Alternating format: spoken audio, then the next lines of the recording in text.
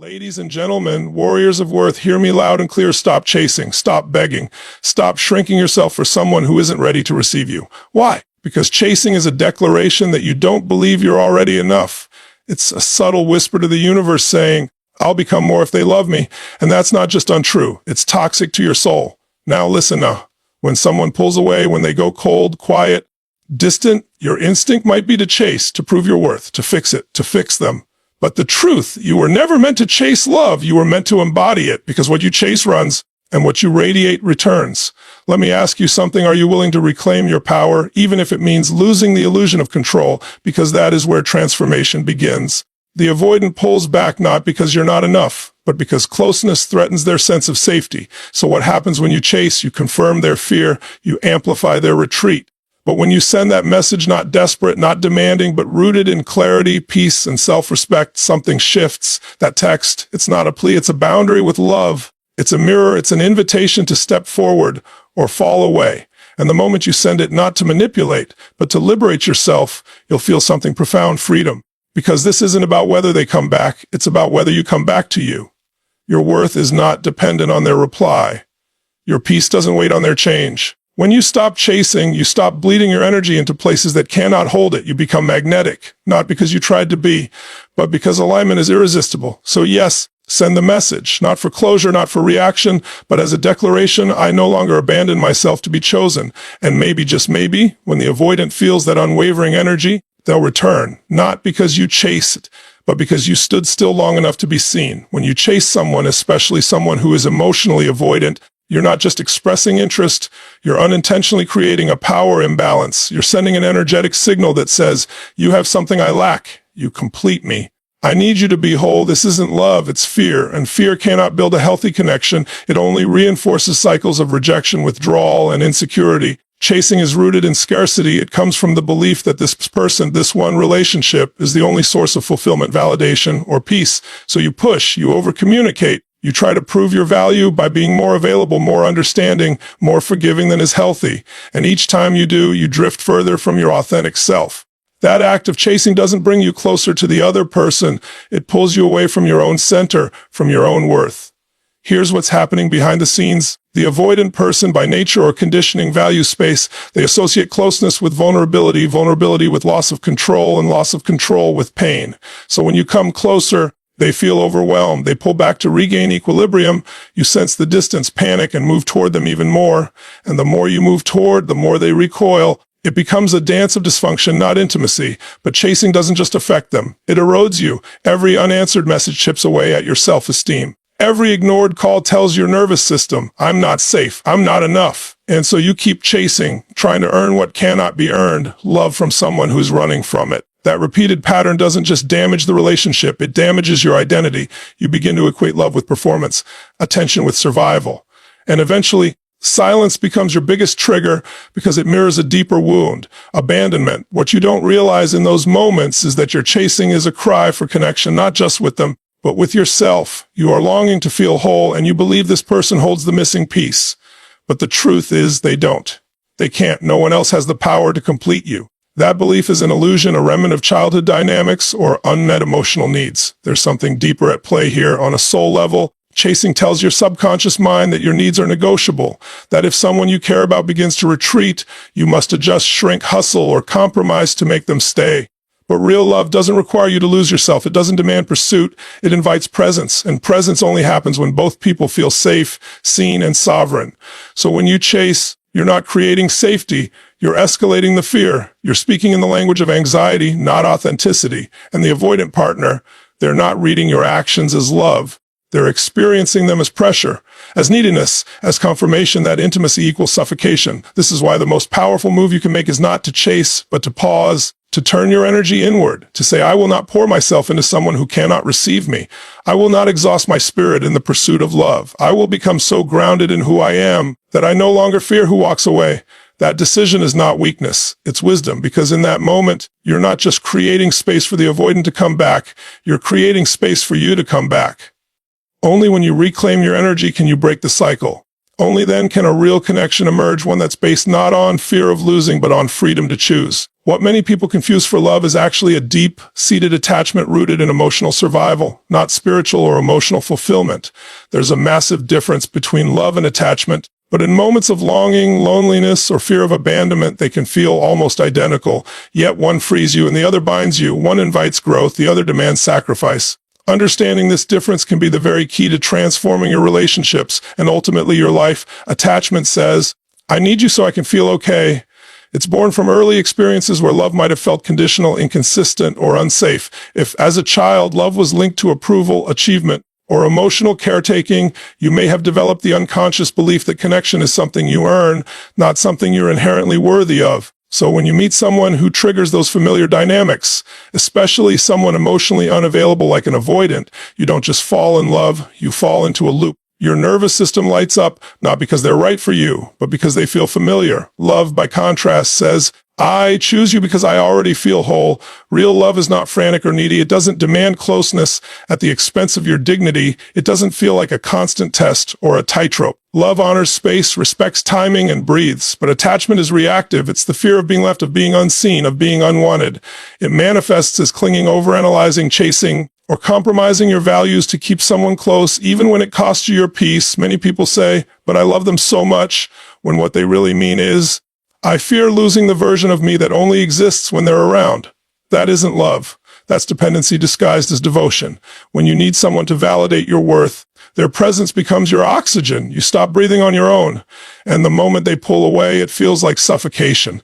Not because they're your soulmate, but because your nervous system has tied your sense of safety to their proximity. This is especially common in dynamics with avoidant partners. They may give just enough connection to spark your hope, but withdraw the moment things feel emotionally intense. This inconsistency mimics early patterns of love that were unpredictable or conditional, and because the emotional highs and lows are so intense, the bond feels addictive. You mistake the roller coaster for romance. You interpret anxiety as chemistry, but what you're really experiencing is an attachment trauma reenactment, not true intimacy. Real love does not operate on fear or urgency. It does not trigger your wounds. It helps to heal them.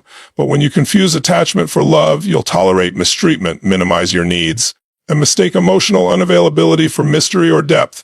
You'll keep trying to win over someone who isn't capable of meeting you where you are, believing that if you just do more, give more, love harder, it will finally be enough. But it never is, because the goalpost keeps moving, not because you're unlovable, but because you're operating in a dynamic where love has to be chased, not received. This is why it's so important to pause and reflect. Are you loving someone, or are you attached to the idea of who they could become if they finally saw your worth? Are you experiencing connection, or are you reenacting an old wound hoping for a different ending? When you stop confusing attachment for love, everything changes. You stop accepting breadcrumbs. You stop giving your energy to people who can't reciprocate. You start choosing relationships that reflect the love you have for yourself. You realize that love is not something to be earned through sacrifice or suffering. It's something that flows freely when two whole people meet, not to complete each other, but to grow together. Self-control is one of the most overlooked yet powerful elements in building healthy, lasting relationships, especially when you're navigating the emotional turbulence that comes with dealing with an avoidant partner. In moments of emotional chaos, when anxiety screams for reassurance and your instincts push you to act, text, explain, or plead, it is self-control that becomes your anchor. Not repression, not emotional numbness, but conscious restraint rooted in self-worth and emotional maturity. When you chase, you're not acting from your power, you're reacting from your wound. You are essentially saying, "I need you to fix this feeling inside of me. I need your validation to feel okay again." But no matter how much you try to control the external, what they say, when they reply, how they respond, you will always feel powerless if you haven't mastered the internal. Self-control isn't about denying your feelings. It's about not letting your feelings control your behavior in a way that sabotages your dignity. Reacting from a place of emotional urgency often leads to more harm than healing. You might overtext, send long emotional messages, or attempt to fix something that hasn't asked to be fixed. These behaviors may bring momentary relief, but they often reinforce the very dynamic you're trying to change. The avoidant partner feels pressure. They withdraw more, and you're left feeling more abandoned, more unworthy, more out of control. It becomes a vicious cycle where your attempt to seek closeness only results in deeper emotional distance. True self-control says, even though I feel discomfort, I do not need to act on it right now. That space between feeling and action is where your power lives. It's where emotional intelligence develops and where new patterns are born. Self-control doesn't mean shutting down or suppressing. It means giving yourself the gift of pause. That pause allows you to evaluate, is this response coming from fear, or is it aligned with who I want to be? When you ask that question honestly, you begin to shift from reaction to response, from insecurity to clarity. People often fear that if they don't act immediately, they'll lose the person. That silence means surrender. That waiting means weakness. But that's not true. In fact, the ability to stay calm in the face of emotional triggers communicates strength, not just to others, but to yourself. You begin to build internal trust. You start to realize, I can survive this feeling. I don't need to chase someone to soothe it. That's when you become emotionally resilient, and resilience is magnetic. Self-control also sets a tone. It tells the other person, consciously or subconsciously, that you are not here to perform for their approval. You're not here to overextend, overexplain, or override your needs for the sake of temporary closeness. You are here to relate from a grounded place. And ironically, when you stop trying to force connection, you create space for authentic connection to emerge. Avoidant individuals often feel safest around people who respect boundaries and maintain emotional sovereignty. The moment you stop pushing is often the moment they become curious again. But here's the deeper truth. This isn't about the other person at all. It's about your relationship with yourself. Can you sit with your own discomfort without needing someone else to make it go away? Can you honor your emotions without acting on them impulsively? That's where freedom begins. That's where transformation takes root. In love, as in life, the most inner peace holds the most influence, not over others, but over themselves. When you develop that kind of self-control, you stop trying to manipulate outcomes. You stop needing constant reassurance. You learn that your sense of security is not dependent on another person's behavior, but on your own ability to stay centered no matter what. And in that stillness, you regain something priceless. Your power. The nature of desire is paradoxical. What often draws someone in isn't constant closeness, but the presence of space. For someone with an avoidant attachment style, this truth is even more profound. Avoidants crave connection just like anyone else, but their nervous systems are wired to perceive closeness as a threat to their independence. The moment the emotional intensity rises or expectations increase, they often retreat, not because they don't care, but because they feel overwhelmed. They associate intimacy with losing themselves, and they've developed defense mechanisms to protect their emotional autonomy. When you give space, not in a passive-aggressive, punishing way, but in a grounded and intentional way, you signal something vital. You are not a threat to their freedom.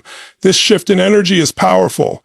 The avoidant, who is used to people demanding more, needing more, chasing more, suddenly experiences a different dynamic, one that offers them room to breathe. And it is in that space that desire can begin to grow. Think of attraction like a flame. Too much oxygen and it blazes out of control, burning everything. Not enough and it dies. But the right amount of space infused with calm confidence allows the fire to burn steady. When you stop crowding the connection with fear-driven action, you give it the chance to evolve naturally. Space allows the avoidant to experience their own longing. They get to feel your absence, not because you're playing games, but because you're no longer trying to manage the connection for both people. This space doesn't just affect the avoidant, it transforms you as well. You begin to step back into yourself. You stop scanning for signs of abandonment and start reconnecting with your own needs, your own rhythms, your own value. The energy that was once spent on overanalyzing their behavior is now reinvested into your own self-awareness. You remember that connection to be healthy must be mutual, and mutuality can't be forced. It must be invited. Avoidants are often most drawn to people who embody a calm, grounded presence, someone who doesn't need to chase, explain, or convince. When you give space and hold your center, you show that your love is not based on urgency, but on inner stability. That's attractive not just because it's rare, but because it communicates safety, something avoidants deeply need, even if they struggle to admit it. The irony is that by not pursuing, you often create the conditions for pursuit. When you honor space, real healthy space, you shift from being the one who needs reassurance to the one who inspires curiosity. The avoidant starts to wonder where you went. They begin to notice your silence. And in that silence, they may begin to feel a pull, one that's no longer driven by fear, but by a genuine desire to reconnect. Space, when held with self-respect and intention, becomes the most magnetic energy in the world. It creates mystery, dignity, and possibility. It allows what is real to surface, not through pressure, but through presence. One well-timed, emotionally grounded message has the power to shift the entire dynamic between you and an avoidant partner. But the power isn't in the words alone, it's in the energy behind them. When you send a message that isn't rooted in fear, attachment, or emotional chaos, but in clarity and self-respect, It can change everything. You're no longer communicating to get a reaction. You're communicating to express truth, to hold boundaries, and to let go of the need for control. Avoidants often respond not to emotional volume, but to emotional calm. They are wired to pull away from pressure, even if it's subtle. When messages are filled with emotional chasing, long explanations, emotional pleas, or unfiltered vulnerability given too early, it overwhelms them. But when a message is clear, short, and carries an energy of self-trust, it interrupts their usual expectations.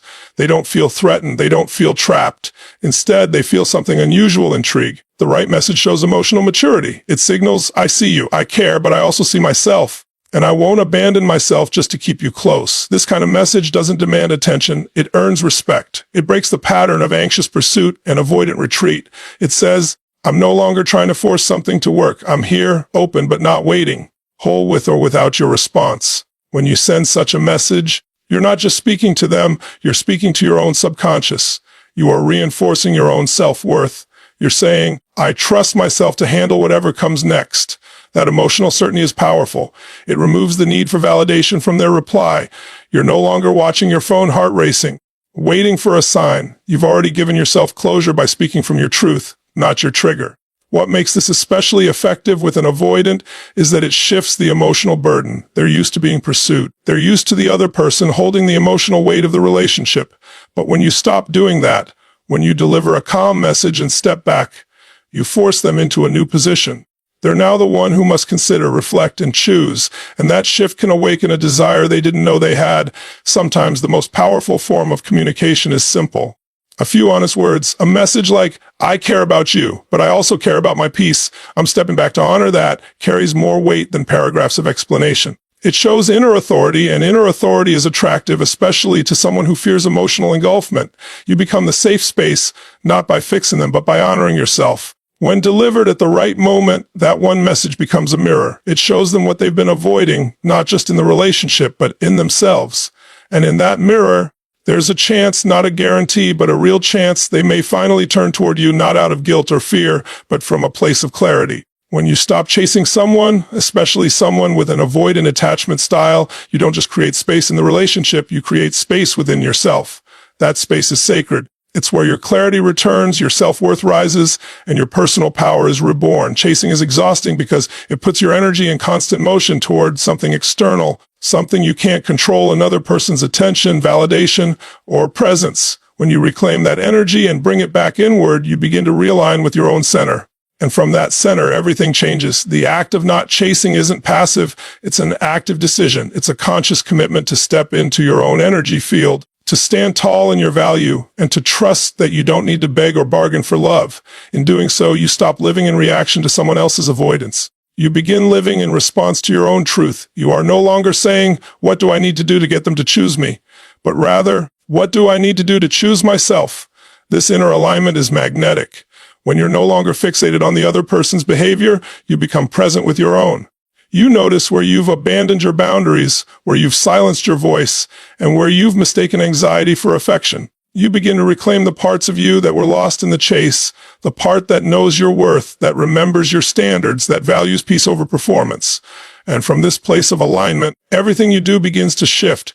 Your communication becomes clearer, your energy becomes calmer, your expectations become healthier. You no longer operate from a place of urgency or fear of loss. You operate from trust that what's meant for you won't require you to sacrifice your self-respect to keep it. Trust that if someone walks away from your boundaries, they were never aligned with your future. Trust that you are enough, even in silence, even in space. What's often misunderstood is that avoidants don't respond to pressure, they respond to presence. When you stop pushing and start embodying calm confidence, you create an emotional environment where the avoidant can finally feel safe to come closer. You're no longer reinforcing their fear of being engulfed. You're offering a new experience. Connection without control, interest without intensity, love without losing self. But whether they come back or not isn't the real victory. The real power is what happens to you. You become someone who is no longer swayed by emotional hot and cold. Someone who no longer chases people who aren't emotionally available. Someone who knows their value so deeply that silence becomes sacred, not scary. You learn to sit with discomfort and turn it into wisdom. And that transformation is priceless. This shift from chasing to reclaiming is not about playing hard to get. It's about being deeply rooted in who you are. You stop trying to prove your worth, and instead you embody it. And in that embodiment, you unlock a peace, a strength, and a magnetism that no form of chasing could ever replicate. You were never meant to chase love. You were meant to embody it. You were meant to live from a place of truth, alignment, and inner wholeness, not to lose yourself in the shadows of someone else's uncertainty. What you send into the world through your energy, your words, and your presence either reflects your power or your pain. When you choose to step back, to honor your boundaries, and to stop chasing what doesn't reciprocate, you don't just shift a relationship, you shift your reality. The avoidant may or may not come back. That's not the point. The real breakthrough is this: you came back. Back to your truth. Back to your peace. Back to the version of you that doesn't beg for love, but becomes love. That doesn't need to be chosen to feel worthy, but chooses yourself first every single time. And when you do that, you move differently, you attract differently, because you're no longer magnetized to chaos, but anchored in purpose. You no longer send messages for attention, you speak from alignment. You no longer chase someone else's emotional availability. You create a life so full, so intentional, that only the emotionally present have the privilege of being close to you. The power has always been within you. You just needed to remember it. So stop chasing, send the message, then let go. Let them come back if they're meant to, but either way you rise. Thank you for showing up today with an open mind and an open heart. Thank you for being willing to hear the truth, not just about relationships, but about your own sacred worth. This conversation isn't just about one person, one message, or one situation. It's about a higher standard for your life. You deserve relationships rooted in safety, freedom, and soul, not anxiety, performance, and emotional guessing games. You are powerful. You are enough. And the moment you stop chasing is the moment you start attracting. Now go live from that truth. Stand in it, speak from it, and watch everything begin to shift. Thank you, and never forget who you are.